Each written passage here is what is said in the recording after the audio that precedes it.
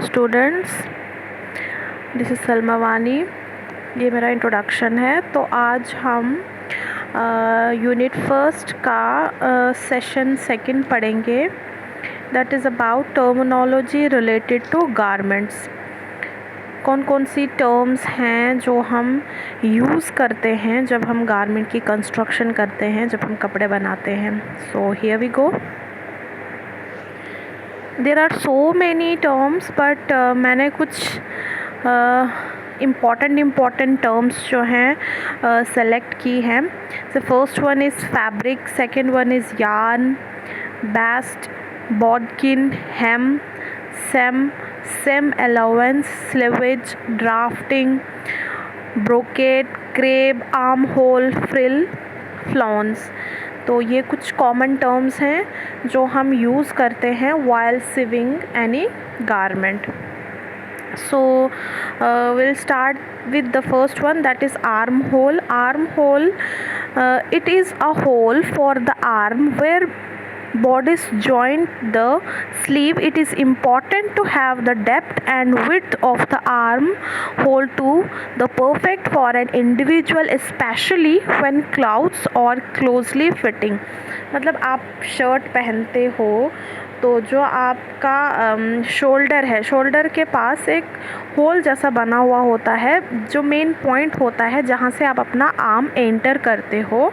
अपने कपड़े की जो आपकी स्लीव होती है, वहाँ से आप अपनी बॉडी का आर्म एंटर करते हो, उसको हम बोलते हैं आर्म होल। उसके बाद आपका बास्ट हो गया, जिसको हम बास्ट स्टिच भी कहते हैं। ये एक टाइप का स्टिच होता है। हम जब फैब्रिक को जोड़ते हैं तो ऑब्वियसली हम उसको स्टिचिंग करते हैं, हम उसकी सिलाई करते हैं। तो उन स्टिचेस की ही एक किस्म होती है, उसको हम बास्ट स्टिच कहते हैं। To stitch the piece of a fabric together temporarily created by hand और बाय मशीन। ये आप हाथ से भी इसकी सिलाई कर सकते हो और मशीन से भी। तो दिखने में ये कैसा होता है, मैंने यहाँ पे पिक्चर पेस्ट की है, तो आप इससे अंदाज़ा लगा सकते। जब भी आप इस किस्म का स्टिच देखोगे तो आपने ये समझ लेना है कि इस किस्म के स्टिच को हम बास्ट स्टिच कहते हैं। उसके बाद आपका इम्पॉर्टेंट टर्म है फैब्रिक। फैब्रिक किसको कहते हैं, या टेक्सटाइल हम किसको कहते हैं। फैब्रिक, टेक्सटाइल, ये टर्म्स इंटर रिलेटेड हैं। फैब्रिक हो गया एक कपड़ा जो हम प्रोड्यूस करते हैं बाय वीविंग और निटिंग टेक्सटाइल फाइबर्स। पहले स्ट्रैंड्स होते हैं, स्ट्रैंड्स को जोड़ के हम थ्रेड बनाते हैं। थ्रेड, डिफरेंट कलर्स के थ्रेड को ट्विस्ट करके हम उसको वीव करके, उसको निट करके हम एक किस्म का अलग से एक फैब्रिक तैयार करते हैं। मतलब फैब्रिक मतलब कपड़ा। तो कपड़ा कैसे तैयार होता है, जब हम बहुत सारे धागों को ट्विस्ट करते हैं, उनको ज्वाइन करते हैं, उनकी निटिंग और वीविंग करते हैं, तो हमारे पास एक किस्म का कपड़ा बन के आता है, जिसको हम फैब्रिक बोलते हैं। फैब्रिक की बहुत सारी टाइप्स होती हैं। सिल्क हो गया, ब्रोकेट हो गया, क्रेप हो गया, शिफॉन हो गया, कॉटन हो गया, जॉर्जेट हो गया। ये सब जो है इसका अलग अलग टाइप्स हैं। इनकी कंपोजिशन और इनमें डिफरेंस होता है। और जैसे वूल हो गया, वूल और इनके सोर्सेज भी अलग अलग होते हैं। जैसे हम वूल लाते हैं शीप से, अच्छा उसके बाद सिल्क हम लाते हैं सिल्क वॉर्म से, कॉटन हम लाते हैं, उसका प्लांट होता है, हम वहाँ से कॉटन को प्रोड्यूस करते हैं। तो इन डिफरेंट फैब्रिक्स का जो कंपोजिशन होता है और जो सोर्स होता है वो अलग अलग होता है। ओके, उसके बाद दूसरे टर्म है यार्न। यार्न की हम क्या बोलेंगे, yarn it is a continuous strand of textile fabrics, it is a continuous strand of textile fibers that may be composed of endless filaments or shorter fibers twisted or otherwise held together. Yarns may be single or ply and form the basic element for fabric threads.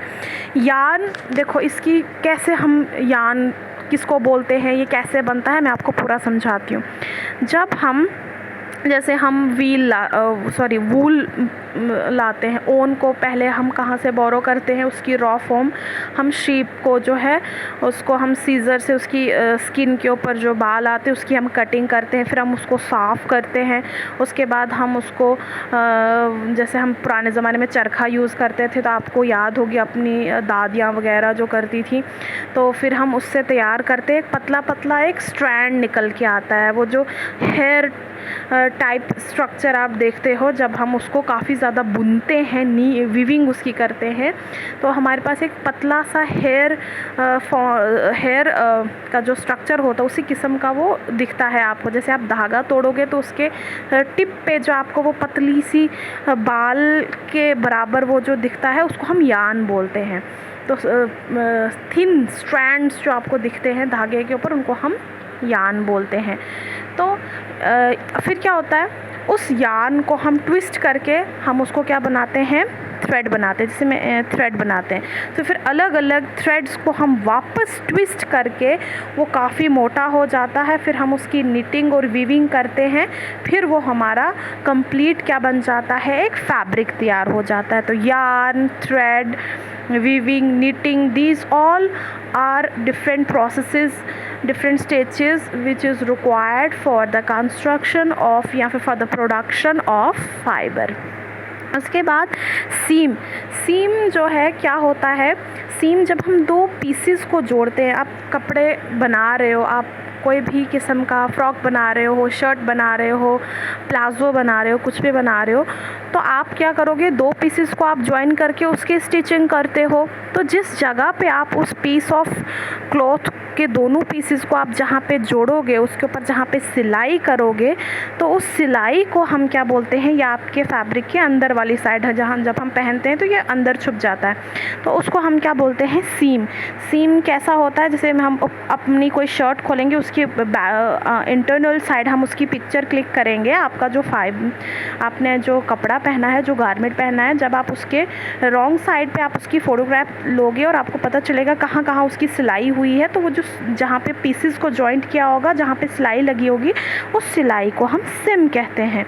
SIM, a line along which two or more fabrics are joined by fusion, sieving, stapling, usually near edges of the fabric pieces। ये हमेशा आपको आपका जो fabric है उसके किनारे पे ये सिलाई मिलेगी। जैसे आपका स्लीव्स हैं, आप अगर आप स्लीव्स को उठा के देखो, अंदर आपको बहुत सारा थोड़ा कपड़ा आपको मिलेगा और उस थोड़ी सी गैप के बाद आपको एक सिलाई दिखेगी, तो उस सिलाई को हम बोलते हैं सीम।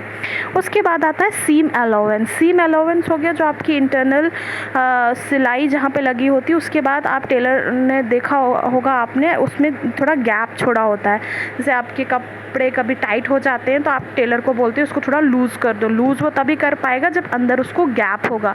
तो सिलाई के बाहर जो गैप होता है उस गैप को हम क्या बोलते हैं, सीम अलाउंस। जैसे आप पिक्चर में देख रहे हो, एक सेकेंड, जैसे आप पिक्चर में देख रहे हो, इसको हम बोलते हैं सीम अलाउंस। ये देखो, सो इसकी डेफिनेशन क्या है,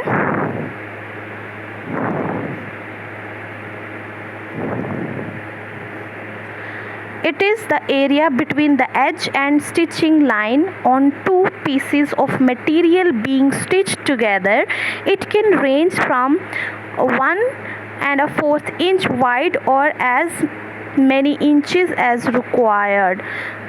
ये 1 इंच का 1.5 इंच का फ़र्क जो रखते हो, सिलाई के बाहर जो गैप रखते हो, उसको हम बोलते हैं सीम अलाउंस। उसके बाद आता है स्लीवेज। स्लीवेज मतलब जो आपका अनस्टिच फाइबर होता है, सॉरी फाइबर नहीं, फैब्रिक होता है, मतलब आपके पास जो पीस ऑफ क्लॉथ है, जो आपके पास कपड़ा है, वो अभी आपने स्टिच नहीं किया है, ना ही उसकी कटिंग की है, तो आपने देखा होगा उस कपड़े के जो किनारे होते हैं वो थोड़े डिफरेंट होते हैं रेस्ट ऑफ दी पीस के साथ।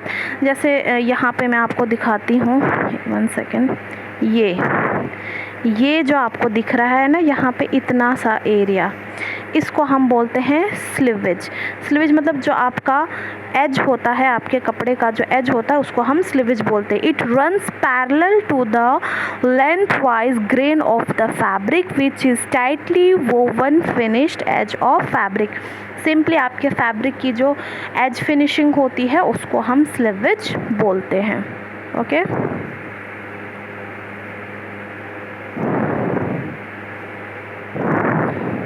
नेक्स्ट देखते हैं। फिर आपका आ गया हेम, HEM, हेम। हेम क्या होता है? It is an edge finish use to finish bottom edge of the garment. आपके गारमेंट का जो किनारा होता है उस पर आपने छोटा सा फोल्ड देखा होगा और उसके ऊपर सिलाई देखी होगी, जैसे कि यहाँ जीन्स आपको दिख रही है, उसके एजेस के बाहर जो है वो राइट साइड पे ये जो सिलाई लगी हुई है इसको हम बोलते हैं हेम। हेम मतलब आपके एजेस को फिनिशिंग देने के लिए जो हम सिलाई मारते हैं छोटा सा फोल्ड करके, उसको हम हेम बोलते हैं। ओके, इसके बाद आपका नेक्स्ट आ जाता है ब्रोकेड, क्रेप, शिफॉन। ये सब क्या होता है? ब्रोकेड भी एक किस्म के कपड़े का नाम है जो थोड़ा चमकीला होता है और ये ज़्यादातर हम शादी वगैरह के लिए इस किस्म के फैब्रिक का यूज़ करते जब आपने चमक धमक वाला कपड़ा पहनना होगा। क्रेप भी एक किस्म का कपड़ा है, उसके बाद शिफॉन भी एक किस्म का कपड़ा है। तो ये सारे जो है अलग अलग टेक्सचर है इनका, अलग अलग इनकी कंपोजिशन है, अलग अलग इनका सोर्स है। So these are different types of fabric, their texture varies from each other. इनकी कंपोजिशन और इनकी का टेक्सचर जो है वेरी करता है।